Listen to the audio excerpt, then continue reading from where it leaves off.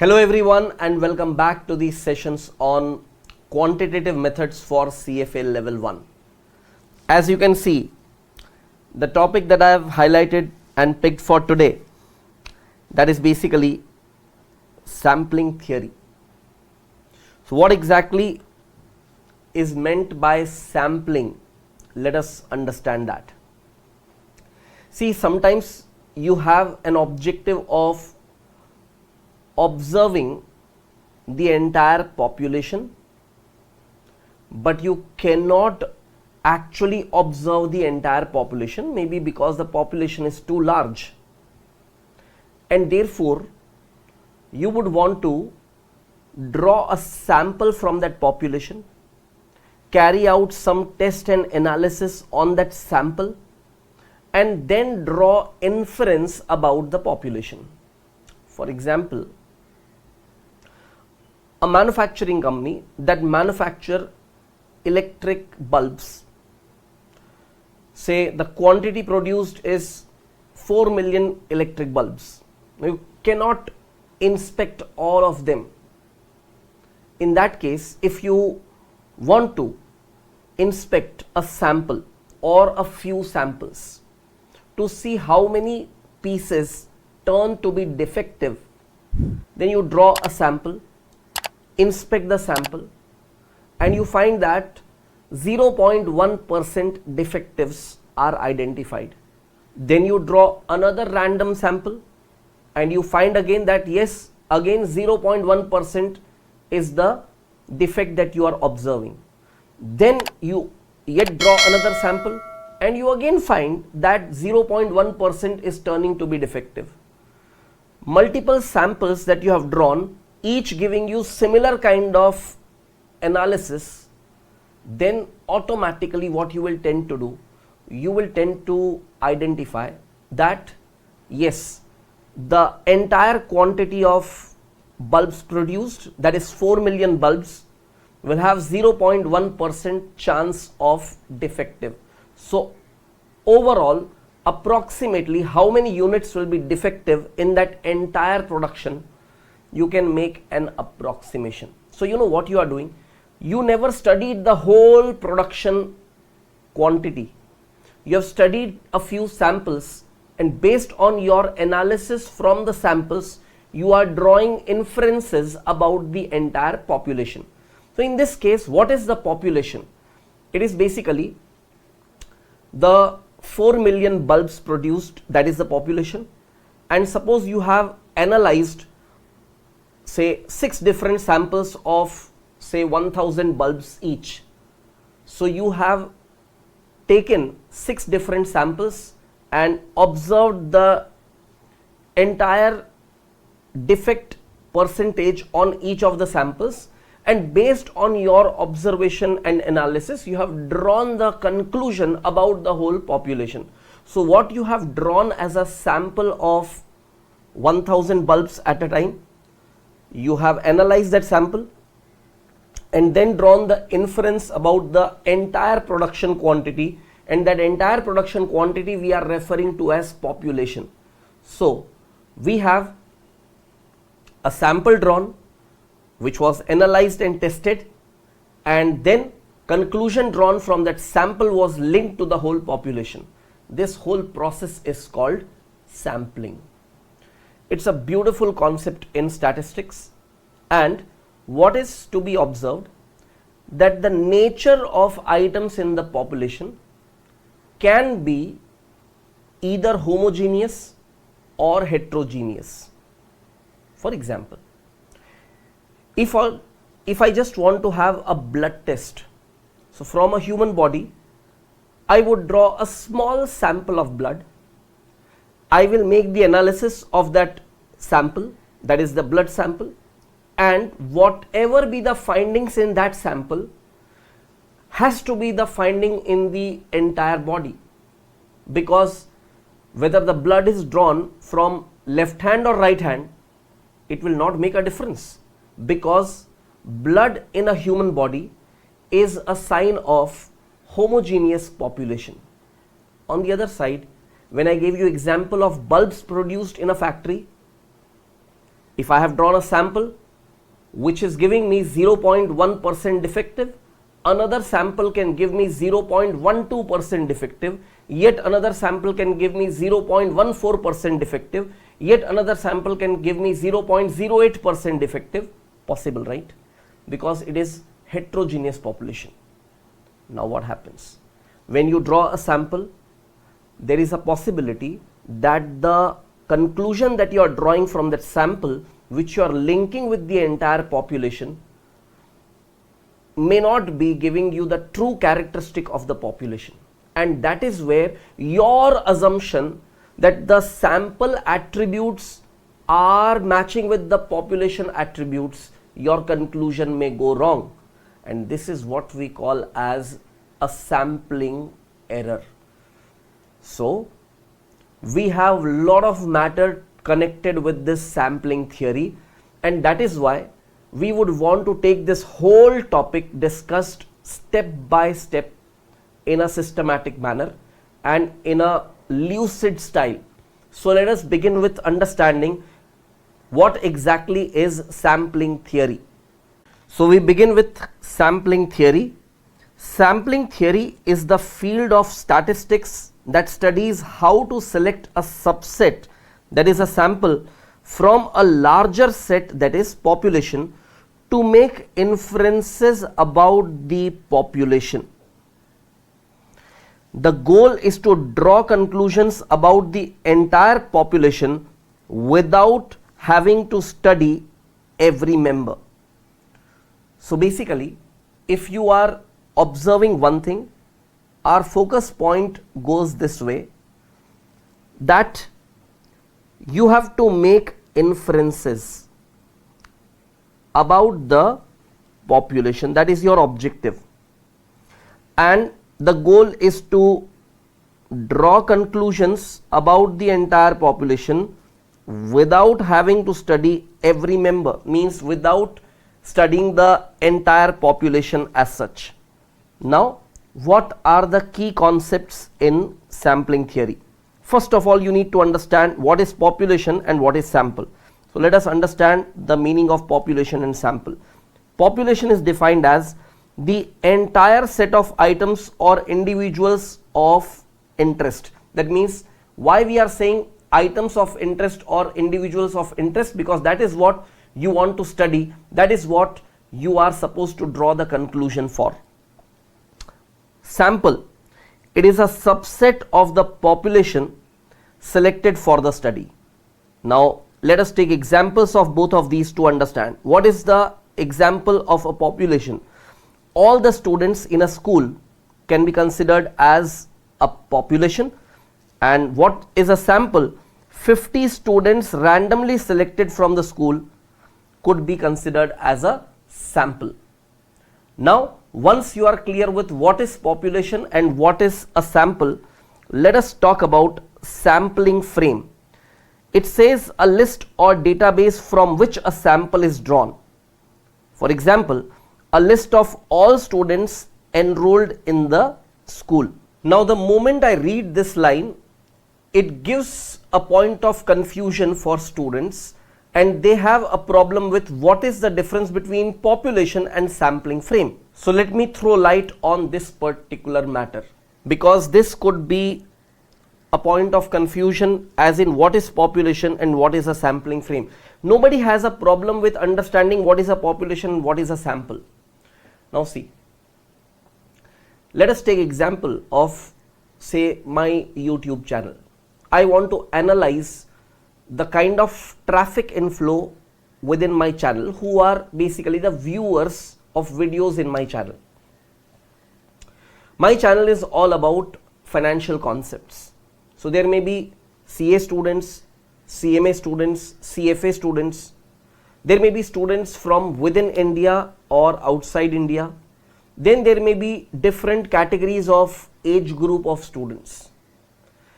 Now, YouTube analytics cannot identify whether the viewer is a CFA student or a CA student, correct?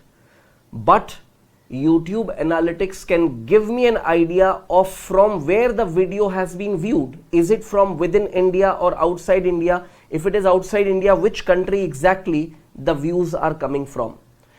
YouTube analytics can also give me information about what exactly is the geographical location within the country in terms of city. It can also give me classification of the viewers by age category. For example, 10 to 20 years, 20 to 30 years, 30 to 40 years, and so on. Now, most relevant viewers, what I would consider in my channel, will be from the age range of 20 to 30 years. Most of you watching my videos are in that age category, 20 to 30 years, correct? Now, that is the most relevant frame for me.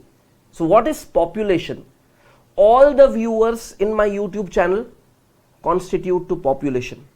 Viewers in the age range of 20 to 30 is a particular frame from which I am interested to draw the sample. Then the age range from 20 to 30, that segment of viewers become a sampling frame from which a sample is drawn. You understand my point, right? So you can have a population, then multiple sampling frames, that means different ways to categorize the population, then from a frame when you draw a sample. So there is a population, there are sampling frames, and then from sampling frames you are drawing samples. You may draw samples from multiple types of frames, which will be discussed in different techniques of sampling in the later discussion. So let us get back to our point of understanding now what is a sampling error. So what is sampling error? The difference between the sample statistic and the actual population parameter. For example, the difference between the average height of the sampled students and the actual average height of all the students in the school. Sampling is crucial in statistics and research for several reasons. We are going to talk about those reasons at a little later stage, but let me first focus more on sampling error. As I said, suppose here in this example where you are talking about the average height of students that you have identified from the various samples that you have studied, and the actual average height of the entire crowd of students, that is the entire population, there may be difference. And if you conclude that from your sample what average height you have drawn is resembling the population average, there may be an error, and that error, what we identify, is called sampling error. Sampling error is definitely expected and it is ought to happen. We always try to minimize the sampling error. That is why the better you are at your sampling techniques, the lesser and lesser chance of sampling error you will have. And this begins from the sampling theory and goes right to the level of testing of hypothesis, where all is coming under one category of statistics that we refer as inferential statistics. Inferential statistics means you are drawing some inferences about the population by studying the sample. So sampling theory carries a big importance in this entire discussion. So next point what we were supposed to discuss was sampling is crucial in statistics and research for several reasons. Time and cost efficiency. Point number one. Simple point is, see, if you want to analyze the entire population, if you want to study the entire population, you will incur a huge time and cost. To avoid too much of spending of time and cost, you may resort to sampling techniques. That is one major reason why sampling is preferred. The second reason could be logistical practicality. For large populations, it may be logistically impracticable or impossible to collect data from every member. sampling makes the process manageable. So basically here we are talking about practicality viewpoint. For example, if someone is willing to incur the cost and time behind the observation of the entire population, but maybe logistically it may be impracticable to do so, and therefore sampling is preferred. The next thing is manageable data. Try understanding one simple thing. See, if I ask you to handle too many things, you will not be able to manage it. If I ask you to just manage a small cluster of items, you will be able to manage it because your focus will be on that. That is why when you are testing the attributes of the items, if it is in a sample where sample size is a restrictive small size, you will be able to draw conclusion and you will be able to apply analysis on that small cluster much accurately compared to what you could have done on a big entire population. So managing the data is also one reason. So if I read out this paragraph for you, manageable data, smaller well chosen samples can provide accurate estimates of population parameters. By focusing on a subset, researchers can devote more resources to ensuring data accuracy. The next point what we have to talk about is reduced management errors. Handling and analyzing smaller data sets reduces the likelihood of errors compared to working with an entire population. Moving forward, reflects population diversity. Proper sampling techniques ensure that sample accurately reflects the diversity and characteristics of entire population, leading to more generalizable results. Now, for example, you try to get some data from, say, a country like India, where the whole population in the country is completely diverse. There are multiple languages spoken within the country, different types of historical culture, and because of this diversity, if you draw sample only from one particular state and conclude for the entire nation, it will be creating a big problem, because then you are actually relating your sample only and only to that particular state. That is why drawing multiple samples could be beneficial, and that is where we talk about population diversity. So if the population is diverse, limited number of samples won't do.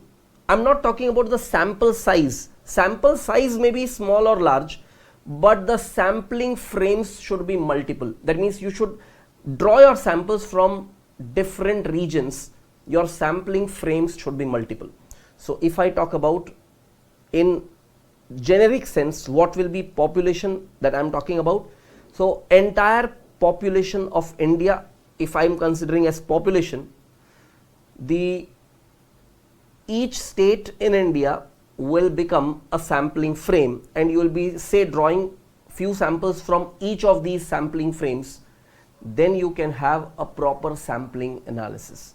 So it will be, of course, studying too many samples, but at least it is still much more time and cost effective compared to study the whole population. But the idea is, the objective of this point, that is population diversity, cannot be ignored. On the other side, there may be other nations where within the nation too much of diversity is not observed.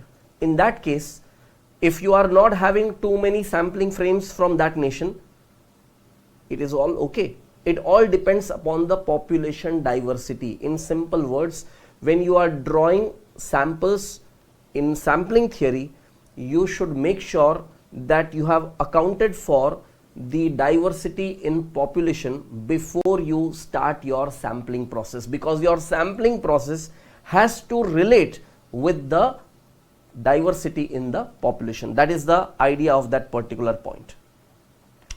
Then we have a next important thing as minimizes bias. For this we need to understand what is the meaning of a bias. Now let me explain this point to you very clearly. What could be sampling bias? All my CFA students are categorized into 4 different batches depending on their performance. Batch 1, batch 2, batch 3, batch 4. It is performance based division. I focus on each batch of mine. Of course, all are my students. But see what happens.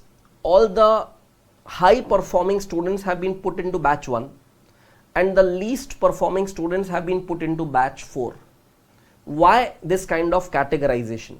It is because my batch 4 needs different kind of attention from my side and my batch 1 needs a different kind of attention from my side. To batch 1, I have to give more and more stuff to practice, revise, test. Batch 4, my major time is drawn for clarifying their doubts and making them revise the whole concept so that they keep the command over the whole content that they have learnt. So my attention is on both the batches, but the nature of attention is different. Now, honestly, I know one thing, that out of my 4 batches, the top performing batch is batch number 1. Now what will happen? Suppose an external party wants to observe the performance of my students and I tell them that okay fine, you draft a CFA level 1 mock paper and give it to my students and see how they perform.